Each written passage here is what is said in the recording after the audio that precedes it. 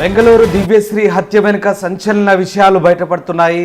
ఆమె స్నేహితుడు ప్రేమ్వర్ధన్ ఆమెను హత్య చేసినట్లుగా పోలీసుల విచారణలో వెల్లడైనట్టుగా తెలుస్తోంది. ఇక ఈ మొత్తం వ్యవహారానికి మానస అనే స్నేహితురాలు కూడా సహకరించినట్టుగా తెలుస్తుంది. ప్రేమ్వర్ధన్ గత కొంతకాలంగా దివ్యశ్రీని ప్రేమ పేరుతో వేధిస్తున్నాడు. అయితే తన మాట వినకపోవడంతో మానస అనే ఫ్రెండ్ ద్వారా తన రూమ్కి రప్పించి ప్లాన్ ప్రకారమే హత్య చేసినట్టుగా తెలుస్తుంది. రూమ్కి వచ్చిన దివ్యశ్రీ తలపై రాడ్తో బలంగా కొట్టి హత్య చేసినట్టుగా తెలుస్తుంది. అయితే ఈ హత్యోదంతంలో కేవలం ప్రేమ్వర్ధన్ ఒక్కడే పాల్గొన్నాడా లేదా మానస అతనికి ఏమైనా సహకరించిందా అనే కోణంలో ప్రస్తుతం పోలీసులు దర్యాప్తు చేస్తున్నట్టుగా తెలుస్తుంది. అయితే ఈ మొత్తం వ్యవహారానికి సంబంధించి దివ్యశ్రీ బంధువులు బిగ్ టీవీతో మాట్లాడారు. ఇదంతా కూడా ప్రేమ్వర్ధన్ చేశాడంటున్నారు. గతంలో ప్రేమ్వర్ధన్తో దివ్యశ్రీకి పరిచయం ఉందని ఒప్పుకున్నారు. అయితే తన మాట వినకపోవడంతోనే తనను వేరే స్నేహితురాల ద్వారా రూమ్కి పిలిచి హత్య చేసినట్టుగా దివ్యశ్రీ బంధువులు అయితే ఆరోపిస్తున్నారు. మొత్తం మీద ఈ వ్యవహారం సంచలనం రేపింది. చిత్తూరు జిల్లా చెందినటువంటి దివ్యశ్రీ ప్రస్తుతం బెంగళూరులో BBA చదువుతుంది. మరోవైపు ఆమె స్నేహితురాలు మానస కూడా చిత్తూరు జిల్లా చెందిన వ్యక్తిగానే చెప్తున్నారు. ప్రేమ్వర్ధన్ ఒక్కడే ఈ హత్య చేశాడా లేక ఫ్రెండ్ ప్రమేయం కూడా ఉందనే కోణంలో దర్యాప్తు జరుగుతోంది. బెంగళూరులో ఉంటూ BBA చదువుతోంది. రామచంద్రానికి చెందిన దివ్యశ్రీ ప్రస్తుతం ఈ ఘటన సంచలనం రేపింది. దీనికి సంబంధించి దివ్యశ్రీకి సంబంధించి అత్యుదంతానికి సంబంధించి బిగ్ టీవీతో ఆమె బంధువులు మాట్లాడారు. ఒకసారి వారు ఏం మాట్లాడారో విందాం.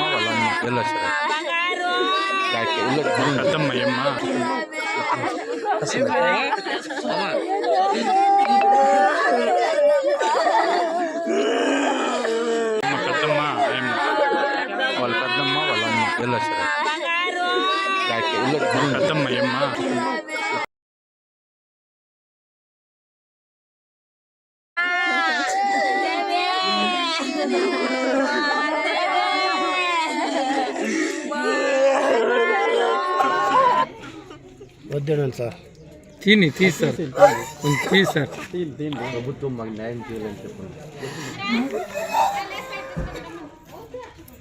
అట్లా తీసుకోండి సార్, చేస్తాను.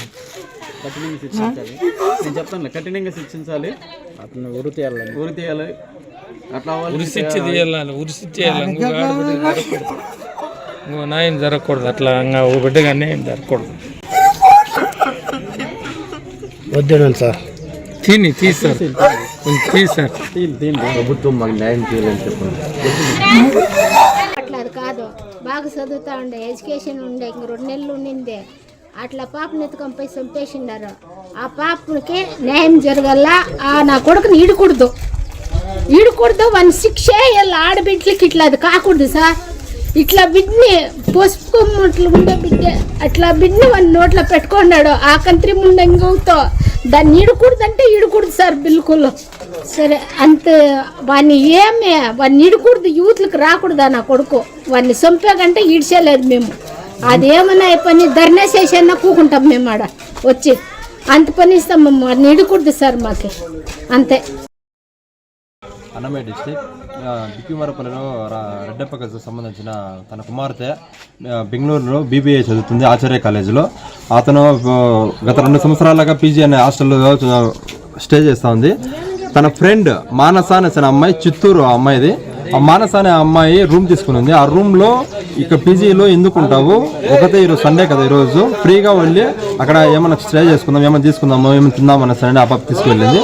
అతను అసైన్మెంట్ అనేది రాస్తూ ఉండగా దేవి అనే అమ్మాయి, మానస అనే అమ్మాయి, నేను ఏమైనా థింగ్స్ తీసుకొచ్చుకుందాము, నేను థింగ్స్ తింటా కావాలంటే బేకరీ వరకు వెళ్ళేది వస్తాను, తినుకుంటాను, రాసుకుందామని చెప్పడంతో ఆ అమ్మాయి సరే సైలెంట్గానే వెళ్ళిపోయింది. తన ఫ్రెండ్ మానస ఫ్రెండ్ ప్రేమవర్ధన్ అనేసి ఆ అబ్బాయితో కాల్ చేసి మాట్లాడి ఈ రూమ్లో ఎవరు లేరు, ఒకతే ఉంది ఒంటరిగా అనేసి అని చెప్పి ఆ అబ్బాయిని పంపించినాడు. ఆ అబ్బాయిని పంపించిన తర్వాత అక్కడ దేవి అనే అమ్మాయి, ప్రేమవర్ధన్ వాళ్ళిద్దరు మాత్రమే ఉన్నారు. అక్కడ ఏం జరిగిందో ఎలా జరిగిందో కూడా తెలియదు. అతను 10:30 వరకు ఆ అమ్మాయికి తన తండ్రి అనేసి రెడ్డప్ప కాల్ చేసి మాట్లాడడంతో మా అమ్మాయి బాగానే ఉంది, సేఫ్టీగానే అనుకున్నాడు. మళ్ళీ 11 తర్వాత ఏదో ఒక చిన్న విషయంతో ఆ అమ్మాయితో మాట్లాడదాము, ఏం తిన్నదో లేదు అనేసి కాల్ చేయడంతో ఆ అమ్మాయి కాల్ అనేది లిఫ్ట్ చేయడం లేదు. 11 గంటల ఇంకా నైట్ 8:30 వరకు కాల్ అనేది లిఫ్ట్ చేయడం లేదు. ఎందుకు కాల్ లిఫ్ట్ చేయడం లేదు అనేసి ఒక అతనికి తన అన్న సోదరుడైన కుమారునికి జయంత్ కాల్ చేయడంతో మా అమ్మ ఏం చేస్తుంది, ఎక్కడ చేస్తుంది, ఫోన్ లిఫ్ట్ చేయడం లేదు, తెల్లవారికి వెళ్ళి చూడండి అనేసి అంటే తను అప్పుడు కూడా రెస్పాన్స్ అనేది లేదు, కాల్ లిఫ్ట్ చేయడం లేదు. కాల్ లిఫ్ట్ చేయడం ద్వారా ఒకసారికి డిఎస్పీకి కాల్ చేయడం, రాయచోటి డిఎస్పీకి కాల్ చేయడం ద్వారా కాల్ ట్రైట్ చేస్తే పలానా చోట్ల ఉంది, వెళ్ళి చూసుకోండి, కనుక్కోండి అని అంటే అప్పుడు వెళ్ళి కనుక్కున్నారు. ఆ అమ్మాయి అప్పటికే చనిపోయింది. రూమ్ కీస్ వేసేసారు, రూమ్ కీస్ వేసి కీస్ కూడా పారేసినారు. అక్కడ ఎంత చోటు వెతకడంతో కీస్ దొరకడంతో ఓపెన్ చేసి చూడంగా ఆ పాప అప్పటికి దేవి మరణించింది. అంత న్యాయం చేయాలి. ఇలాంటి గోష్ఠి ఏ తల్లి తండ్రికి రాకూడదు, కఠినంగా శిక్షించాలని కోరుకుంటున్నాము. Sir deputy CM Pawan Kalyan గారు దయచేసి మిమ్మల్ని అడుగుకుంటున్నాము, దీనికి తగినంత వరకు సాయం చేయండి ప్లీజ్, మిమ్మల్ని అదే రిక్వెస్ట్ చేసి అడుగుకుంటున్నాము.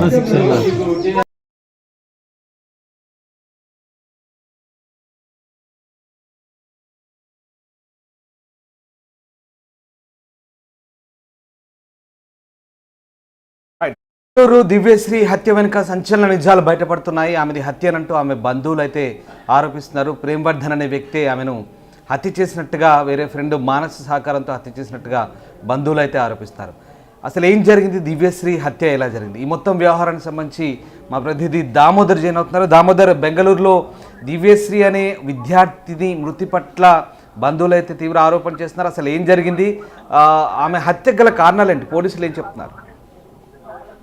రామదాస్ అన్నమయ్య జిల్లా రామసముద్రం మండలానికి చెందిన దివ్యశ్రీ 2 రోజుల క్రితం బెంగళూరులో అనుమానాస్పద స్థితిలో మృతి చెందింది. అయితే ఆమె చనిపోయిన విషయాన్ని కూడా కుటుంబ సభ్యులకు తెలియజేయలేదు.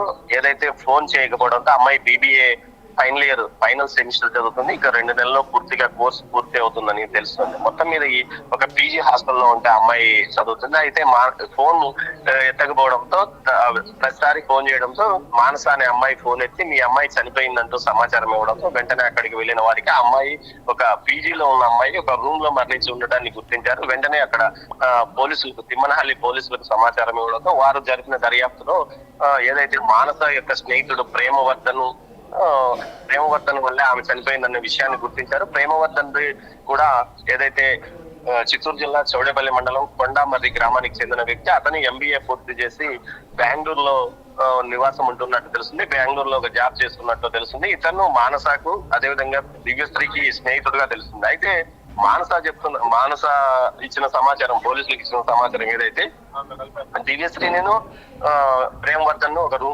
తన రూమ్ లో వచ్చి తాను బయటికి వెళ్ళానని వచ్చి చూసేసరికి తనకు గది తలుపులు తాళాలు ఇచ్చి అతను వెళ్ళిపోయాడు. అమ్మాయి లోపల విగతజీవిగా పడి ఉంది, తనకేమీ విషయం తెలియదని మానస చెప్పింది అంటున్నారు. అయితే తమ కుమార్తె మృతి వెనుక ఖచ్చితంగా మానసను ప్రేమవర్ధన్ హస్తం ఉందని వాళ్ళు పోలీసులకు ఫిర్యాదు చేశారు. 2 రోజుల పాటు ఏదైతే మొన్న జరిగిన హత్యకు సంబంధించి పోలీసులు నిన్నంతా ఉమ్మడి చిత్తూరు జిల్లా వ్యాప్తంగా ఏదైతే ప్రేమవర్ధన్ కోసం గాలింపు చర్యలు చేపట్టారో, నిన్న రాత్రి ప్రేమవర్ధన్ రేణిగుంట రైల్వే స్టేషన్ లో బెంగళూరు పోలీసులకు పట్టుబడ్డాడు. ఆ తర్వాత అతన్ని బెంగళూరుకు తీసుకెళ్లారు. మరోవైపు నిన్న అమ్మాయి మృతదేహం ని తిరుపతికి ఏదైతే రామసముద్రం మండలం ఆ స్వగ్రామానికి తీసుకొచ్చి అంత్యక్రియలు నిర్వహించారు. ఆ తర్వాత వారంతా గ్రామస్తులంతా తిరిగి బెంగళూరుకు వెళ్ళిపోయిన పరిస్థితి. మొత్తం మీద ప్రేమవర్ధన్ యొక్క ఏమైనా అమ్మాయిని చేశాడా అన్న విషయంలో ఇప్పటి వరకు బెంగళూరు పోలీసుల నుంచి ఎలాంటి సమాచారం లేదు. మొత్తం మీద తమ కుమార్తె హత్య వెనుక, మృతి వెనుక తమ కుమార్తె హత్య, దానికి సంబంధించి ఖచ్చితంగా ప్రేమవర్ధన్ మానసాన్ని చంపివేసి ఉంటారంటూ కూడా